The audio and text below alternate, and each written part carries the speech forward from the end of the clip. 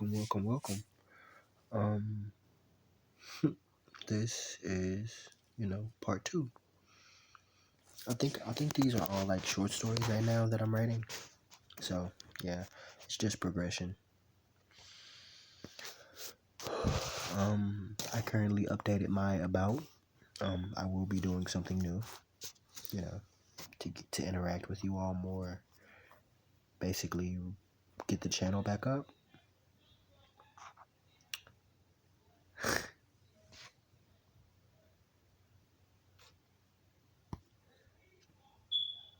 Um, but without further ado, let's get into it. Oh, and do go read my about page on from my direct channel.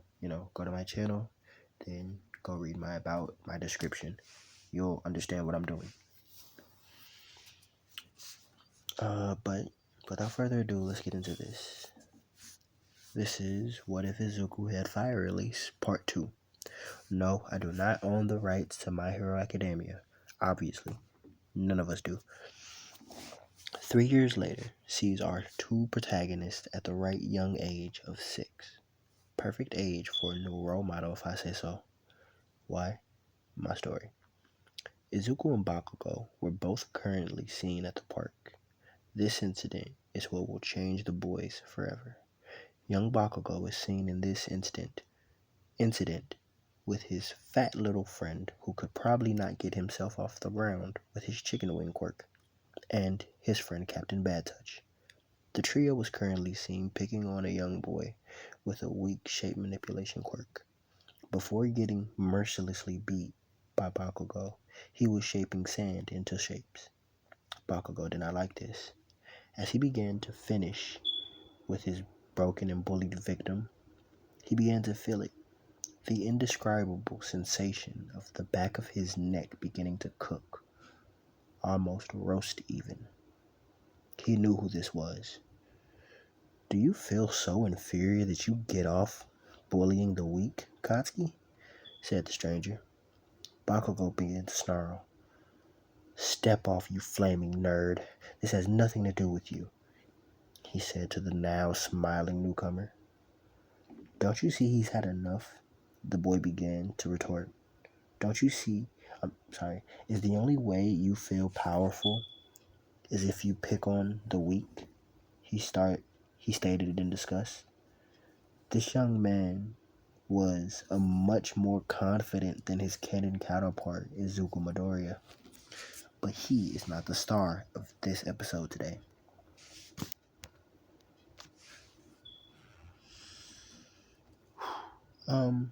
Where am I? Here we go. As Izuku continued to talk down upon young Katsuki's ego, the blonde-haired boy's very eyes began to look as if they'd explode. Then, suddenly, he pounced. With his elbow sweat, the young bombardier mentally caused the build-up to explode, sending his punch rocketing towards Izuku, only to make impact through a burning sensation. He winced. Come on, Bakugo, you can't hurt me, the green-haired Inferno said calmly. As Bakugo continued his onslaught, neither boy noticed the mysterious stranger that began to approach. Bakugo next moves with his right leg, practically sending it rocketing into Izuku's stomach, only for the same thing to happen. He began to get furious. How dare this smoldering sack of shit make a fool out of me? Bakugo screamed aloud. He then put his palms together to set off the biggest explosion he could, as the big ball of explosive flames came roaring to Izuku.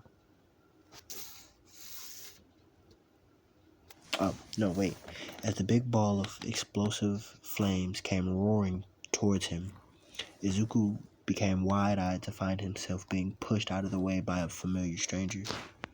All of the fire began to find its way directly into the newcomer's mouth. After all the flames found themselves snuffed out or ate, the man spoke. Jeez, kid, your fire's as sour as a pack of brain plasters.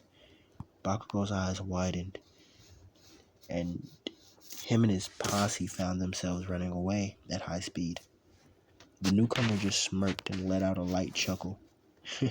I doubt they'll be coming back anytime soon, the man said. He then turned around and lifted an eyebrow. You okay, kid? He asked, the agape-mouthed Izuku. The young aspiring hero knew who this man was. Ever since he awoke his quirk that day, Izuku had been searching up people with fire-based quirks. He knew Endeavor, and in all honesty, the number 2 hero's personality wasn't all that likable for the kid.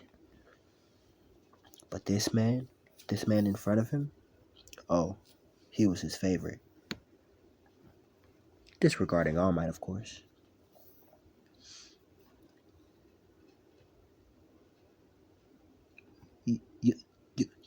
You're Natsu, the fire-eating hero, aren't you?